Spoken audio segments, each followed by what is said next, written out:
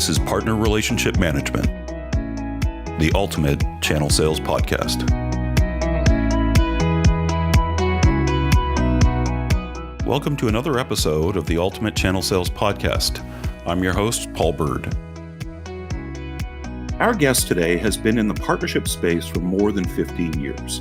Her expertise include strategic partnerships, generative AI, conversational AI, and building and managing global ecosystems of consulting partners, technology partners, as well as cloud solution providers. At Twilio, she grew the consulting reseller partner ecosystem to over 500 global partnerships, consistently delivering 100% year-over-year growth in partner-influenced opportunities. At Salesforce, she led a team that owned the strategic ISV and agency relationships worth more than $100 million. And most recently, she worked as VP of Partnerships at OneReach.ai. Today, she's with us to talk about Gen AI, how you can add digital workers to your partnership team. Please welcome Alden Hultgren. Welcome to the show, Alden. It's great to have you here. Thanks, Paul. Thanks for having me. So tell us a little bit about some of the highlights of your career in the channel so far.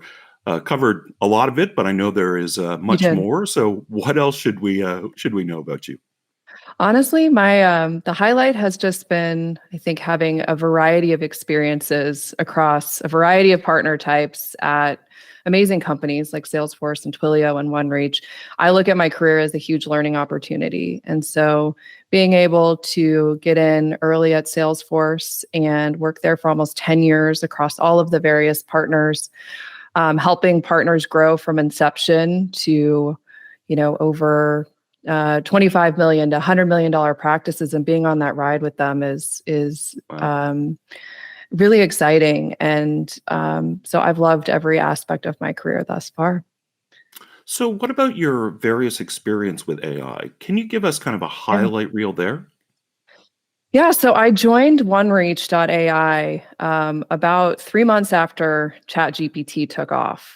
And from there, it was really diving deep into Gen AI and conversational AI and starting to understand just how impactful it was going to be to every company, to every person's job going forward. In the 8 months that I was at OneReach, I watched so much innovation happen, so many amazing technologies and companies coming together, where the issue wasn't, is the tech ready? The issue is, are the people ready to actually embrace the tech? Because it can rapidly change really any job out there. And so I was a team of one when I started, and I was ready to start scaling. And I immediately had to start thinking, well, how can I actually use AI to help me automate and grow in lieu of being able to grow a team at the time? So tell us a little bit about what you're doing now then. Yeah, I'm actually looking for my next role. You'll hear today I'm deeply passionate about AI, and I hope to stay in that space and looking for new opportunities. Fantastic. Well, best of luck for you. Thank you. Can you share us a little bit about how you managed to grow numerous partnerships from that kind of 1 million to plus 25 million practices? Are there any key takeaways on how you approached and achieved that? I would say that the most important thing that you can do is really write it down, orient around a plan, making sure that the shared goals align to really, the companies that you're working with, aligning to their growth goals and their focus areas, and making sure that the expectations of everybody involved are aligned and written down, and you just go off of that plan and you execute and you hold every person accountable to making sure that we're moving in the right direction. And if something doesn't work, I always say fail fast and, regroup. And when you work for fast growing companies and when you're in the space, especially right now, I feel like everything's moving lightning fast with AI. It's worth it to go and try some things and see what works, and really just making sure that you're spending your time orienting around the things that really end up moving the needle. But I'm a huge fan of, I think, documenting the plan and using that as a way to really create focus. There's a million things that you can go and do to drive revenue, but collectively deciding on the handful. I always say I love three. What are the three things we're going to do over the next 6 months that we think are going to move the needle? And that plan just becomes the thing that you can always point back to hold people accountable to that. It still surprises me, people that undertake a partnership initiative and don't have a plan, right? They just want to go off what's worked in the past, no revisiting or kind of strategic approach that they take. So what strategies did you employ at Salesforce to manage and grow the ISV and agency relationships beyond $100 million? I mean, that's just remarkable. Yeah, it was an exciting time to join. It was from the ISV side. It was the launch of the App Exchange. And so at that point, I mean, marketplaces are commonplace now, but it was kind of the first SaaS marketplace out there at scale. Yeah. And, I helped, when I first joined that team, I started as a partner manager, and my territory was west of the Mississippi with me and one other person. That's big. And so, a lot of what I had to do was figure out where and how to spend my time and making sure that I was focusing on the right partners. At the time, there was a mix of wanting to create quantity and make sure we had a vibrant marketplace, but at the same time, focusing my efforts on generating revenue with the partners that I knew we would have the most success with. So being very selective about my time.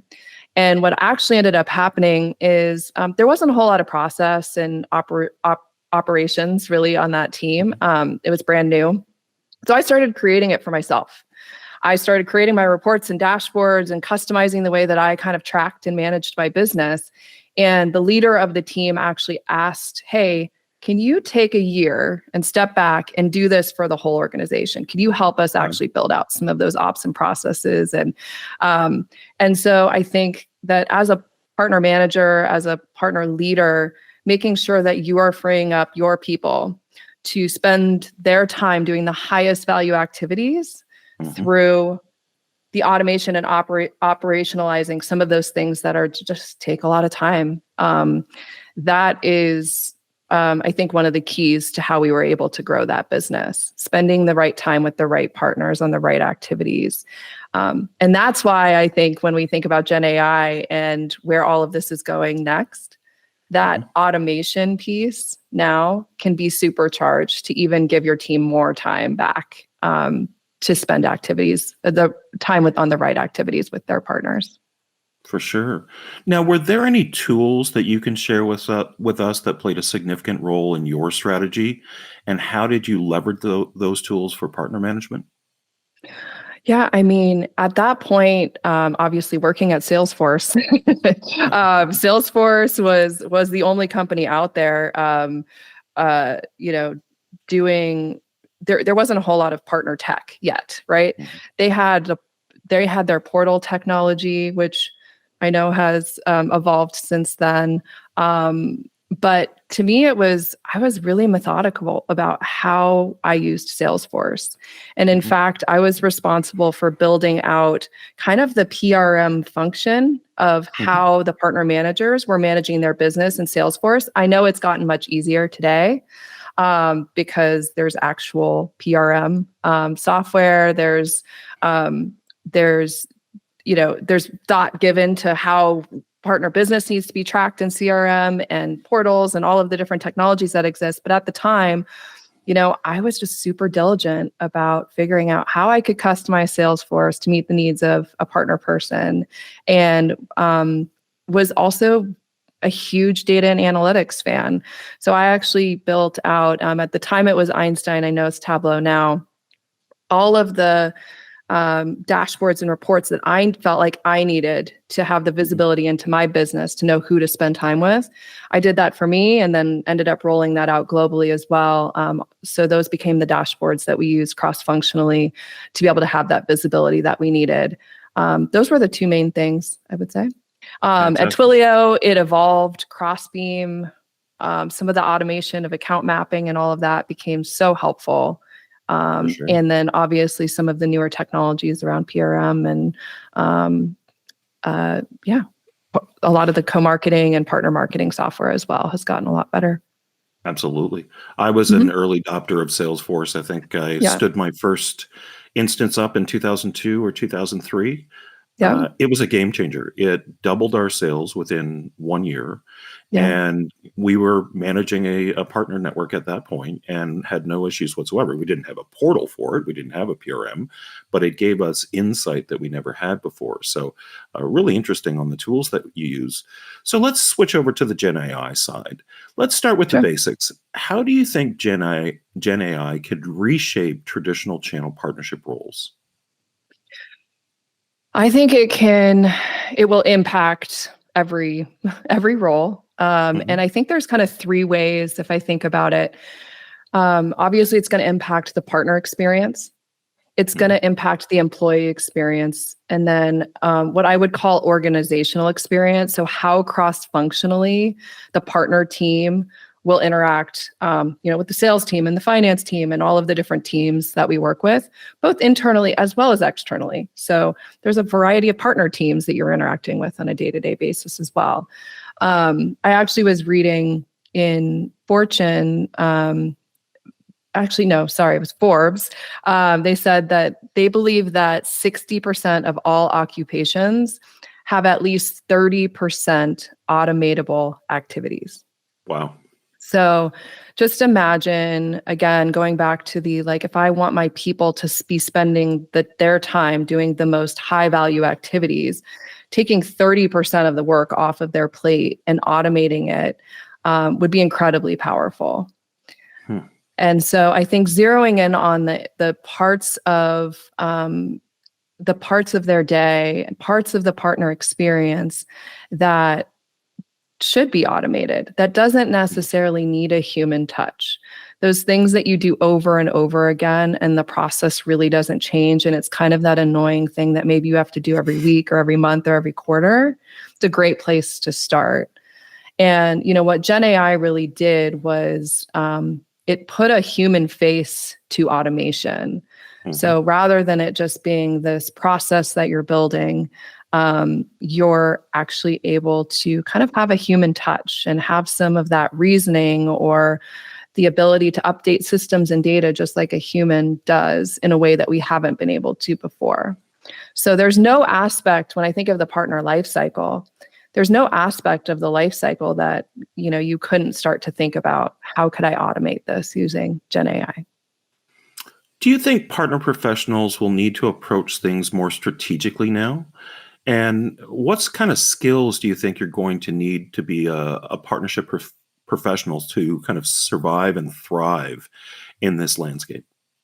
It's a really good point because I think for a long time, when I think of the partner managers and the people that I looked after on my various teams, it was always this mix of there's a lot of redundant processes and things that you have to do. You have to do account mapping and you got to do your, partner updates. And like there's a lot of things that were just kind of they took a lot of time and Mhm. they weren't as high value as really diving in more strategically with your partners, understanding their business, making sure they understand your business so that you're coming up with compelling partnership offers together that are going to actually drive results in revenue. And so if we're talking about that more kind of, redundant activities going away, I would Mhm. say I'm going to start looking for those people who can drive those strategic conversations. Mhm. And so if you're somebody who's more entry level and maybe you're finding yourself doing some of those tasks, I would say really understanding, what are the more seasoned partner managers? What does the strategic activities with partners look like? For the people that are driving like the most revenue and success, what are they doing day to day? And really familiarizing yourself with that because that's going to be the future of the role. For sure. So, what do you think? How do you think this will have an impact on the longevity of somebody's partnership career? As far as conversational and AI, will they affect their careers long term? I think absolutely. I think to my point, when I started the conversation about this is going to affect every company everywhere, the way we partner, the way that the technology landscape changes altogether, means that to me, it's super exciting for partnerships. Mhm. If we can streamline a lot of day-to-day things that take away from us being able to be more strategic, to me, it makes that role much more exciting. Not to mention the landscape of opportunities and new companies and new processes and new offerings that you can start to spin up with your partners because of AI.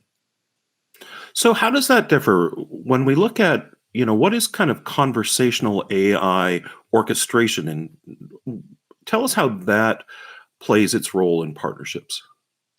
Yeah. So if you think about Gen AI and what it's enabled, it's really enabled the idea of companies being able to create a digital workforce, so digital workers. Gen AI is just a component of something that you need to build a digital worker. So if you think about a digital worker, they have to be able to communicate and they have to be able to reason, right? You're giving it cognition essentially. And that's really where LLMs come in. There's other cognitive services that they might need. They might need translation services. They might need computer vision. They might need empathy or sentiment analysis, right? So there's a lot of different ways that you can kind of build these workers based on the skills that they need. On top of that, you have the communications channels. Are they able to communicate on email or voice or WhatsApp or Slack, right? And so if you think about all of that, there's a huge amount of orchestration that you need to be able to build this worker and deploy the worker, and then also make sure that you're updating and iterating based on what you learn as they're deployed and how you might want to make changes. And so that's really, when people talk about conversational AI, it's really more around the platforms to help orchestrate the deployment and building of those digital workers. Now, every company out there, large tech company, whether that's Salesforce or ServiceNow, and they're all coming out with their own digital workers. Salesforce, you have Einstein, right? Microsoft, you have Copilots. And so there's also the orchestration of how these workers will work together, which will be interesting to see how that unfolds. But there's various tools and a lot of different platforms out there that you can start to explore based on kind of where you want to start and what systems you're going to be using. Yeah. So how do you envision these digital workers playing a role in partnerships? Yeah. So, I mean, let's start with the partner experience. I think that, that to me was always the most important thing as I started to think about how I could operationalize and improve.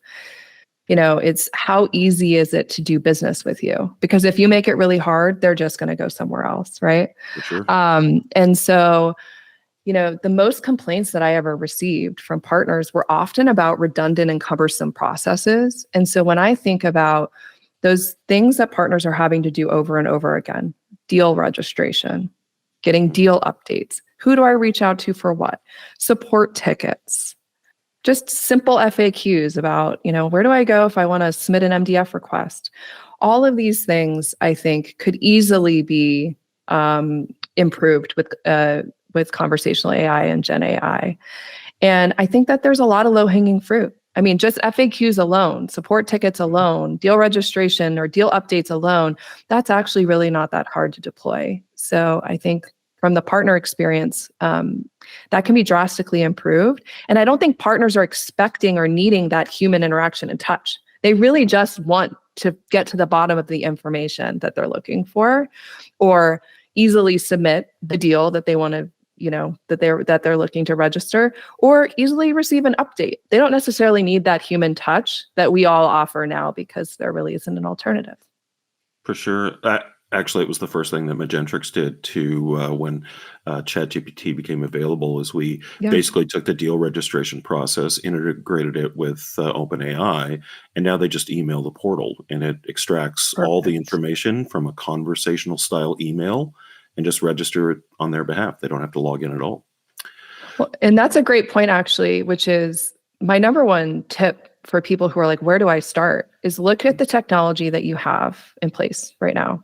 So your portal, your PRM, your CRM, all of it, and get to know the roadmap around what those individual companies are building currently with AI and what's to come as well. Because I think that there's a lot of ways to immediately take advantage of Gen AI and a lot of the innovations that those companies are already doing it without feeling like you have to go to market and do a bunch of research to figure out how to put this all together. So how do you design the workers in that experience? Is kind of a different worker that would handle something like FAQs and support tickets as opposed to, deal management? Is there any kind of thoughts you have into the design of that experience? Yeah, I think there could be some shared skills across the workers of what they would need to do. And an example of a skill would be update Salesforce, right? Mhm. They might need to update Salesforce. And so a lot of the platforms make the orchestration of that like through kind of drag and drop. If you think about kind of building a flow, which is like somebody comes to the website and they ask for this. And so kind of building out that process should really be oriented around what outcome are you trying to drive? Mhm. More so than worrying about how you're going to do it from the technology perspective. So I would say, the most successful deployments that I saw around conversational AI, it was all about design first. For It was sure. not about I need an FAQ bot. Why? Why do you need an FAQ bot? Like really being like, I want to deflect, you know, uh, the 50 emails that my partner managers receive a month because that's going to free them up to do this. What are the subjects of those emails? What are the most common questions so that you're really orienting the design around that goal that you have? And so, yeah, it tends to just be, yes, perhaps there's some shared skills, but I Mhm. like to think of a bot, I guess, or a worker as a specific use case. And I guarantee you that you got every channel account manager, every partner account manager's attention when you said update Salesforce. Boy, that's something that I'm told to do every day and never do it. So Yeah. if we've got a digital worker to update Salesforce, sign me up. I guarantee you there will be that will be the next killer app. So do you have any other examples on people that have done this really well?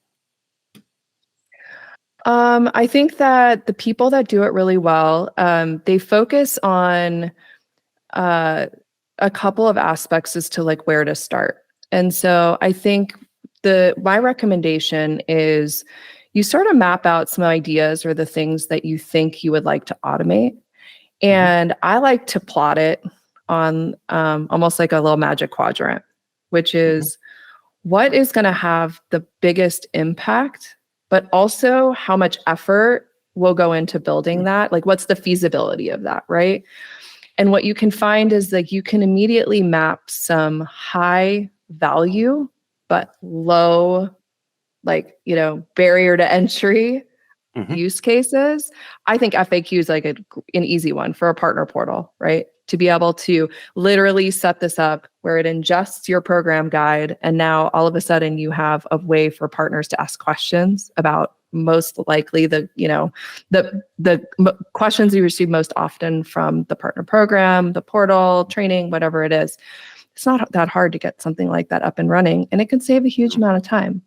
So really zeroing in on the 2 or 3 use cases, get used to the technology, find the right technology that works, and then start to create that backlog of, opportunities and use cases for automation. And, build on the skills and all of the learning along the way so that once you build it once, you don't have to do it Mm. again. So if you're building this bot that can update Salesforce, the next one that you build that needs to update Salesforce, being able to share in that logic. And a lot of that goes back to the platform that you select and making sure that that's something that it can do. Um, but yeah, reusing those skills across the digital workers, I think, is something that is really important. So I'm thinking about the effects this is going to have on partnerships and partnership teams. Can you share any insights on successful strategies for integrating Gen AI into partner programs to create value-added services for the partner network? Yeah, I mean, I think, we talked a lot about the partner experience, the employee experience too And their ability to create and do more, I think, is also a big aspect of this. So if I think about the employee experience, right, again, the redundant processes or ensuring people are spending time on the highest value activities, I think about one of the ways that I immediately started to use Gen AI was in training and enablement. Mm-hmm. And there are some amazing tools out there where you literally submit text and it creates these AI powered videos with an avatar who's speaking your text as if it's a real person delivering training content. Like that alone. And when I think about how much time that took to do, make it look like it's in a studio, the recording of the sound, getting that person every time to record the videos.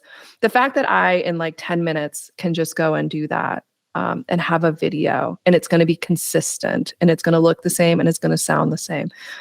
Think about how much time and money that saves for just that team alone to free them up to go create even more curriculum. Content creation. When I think about being a partner manager or in partner marketing, creating white papers and blog posts and the emails that go out and my updates and all of my decks and all of these things, it's pretty remarkable how much time it could free up, again, to be able to go and do more with the partners. And so when you ask about value add, to me, the value is having that time to really structure things that I think are going to be generating more success, more joint success, more revenue, more value. Have you had to address challenges related to kind of the rapid evolution of Gen AI? Absolutely. I think that a lot of companies are a little bit nervous to deploy it. And I don't blame them. And so I think one of the things that I saw a lot of companies do is think about ways to deploy them for their employees or internal use cases first. And so I talked about a few, right? The companies that I worked with that wanted to be a little bit more conservative about Gen AI, they started with HR, intranet FAQ. They started with IT help desk. And then you go to the external or partner facing or customer facing use cases. And so I think that there's a lot of ways to deploy it, to play with it, to test it out, where it is lower risk. Do you think Gen AI can help with partner experience, like from the whole PX perspective? Any best practices that you can recommend for engaging and supporting partners adopting these Gen AI tools and solutions? Yeah, so when you're designing an experience that is partner facing, I think one of the most important things you can do is put yourself into the seat of the partner. Don't worry about the technology and just go, man, the best possible experience that I could have if I'm registering a deal, if I'm submitting a request, would look like this. I would be able to do it on Slack because I'm on Slack all day and I don't want to have to go to a portal and I don't want to have to email. I'm just, I'm just making this up, right? I want to go on Slack and I want to Slack the bot and the deal's registered and then it updates me continuously. So dream up the best possible experience that you can from that partner's perspective and then go create it. The tech is ready. I'm telling you, it's ready. It's really us feeling like we aren't dreaming big enough as it pertains to the experiences that we can provide our partners. And then I think the partners will use it if the value is there. If you do it right and you execute it correctly, then they're going to use the technology. They're going to, really enjoy working with you to the point of making it easier to do business with you. So that's what I would recommend is dream big, think big. And also, the other thing that I saw that was really important is not to treat these like just an implementation project. I'm building a bot.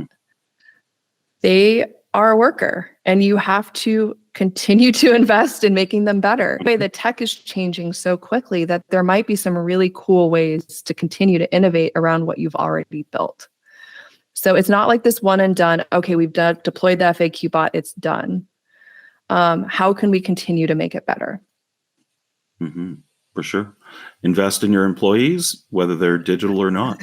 Yeah. So as we start to wrap up, what's the most significant Gen AI thing that has helped you achieve in your partnership career so far? Oh, honestly, I have to say it is that speed of creating the content. So at my last role where I was able to actually use it was I was creating everything from the ground up. The partner program, the guides, the decks, the messaging, the contracts, the marketing messages, you name it, right? For me, thus far, it has been around that content creation. Where I hope it goes, like I can see it becoming, where we all have our own assistants and I'm able to wake up in the morning and I think conversation is probably the new UI. I don't even want to log into my system. I just want to go, hey, what do I need to know about my day today? Which partner should I call? Can you send a report of all of the financial services deals in the East to that sales leader that's expecting it this morning? Like that is, to me, the future. Having these assistants that are doing all of this work and able to interface across teams and partners without me even necessarily having to put my fingers on the keyboard. Absolutely. And is there one thing that you'd want vendors to keep in mind when it comes to leveraging Gen AI partnerships in the immediate future, like things they can do today? I would say it's very fast changing. The most important thing that I think you can do as a tech company is make sure that your platform and R&D team are involved in these partnership discussions. So we all know there's a lot of companies popping up every day that do AI. There's a lot of great marketing. You don't always know what's under the hood. So as these companies are evaluating who they might want to partner with, if they're looking to build out those capabilities or partnerships, if you can, identify somebody from the tech team to be able to dive in with your partner team, to be able to have those discussions and kind of decode what's underneath all of that marketing to actually get to the nuts and bolts of what has been built, I think that's really important in making sure that you're partnering with the right companies that are out there. Fantastic. All right, Alden, thank you so much for being a guest on our show today. It's been a pleasure to have you here. Thank you. I appreciate you. All right, guys, thank you for listening to the Ultimate Channel Sales Podcast. Please don't forget to join us next time. For more information, please visit channelsalespodcast.com. If you haven't already, please like and subscribe to our podcast. And if you enjoyed this episode today, please leave us a 5-star rating. From the Apple Podcast app, just select our show, scroll down to the rating and review section, and click Write Review. And don't forget to share with your friends or professional network anyone who'd enjoy it. See you next time on the Ultimate Channel Sales Podcast.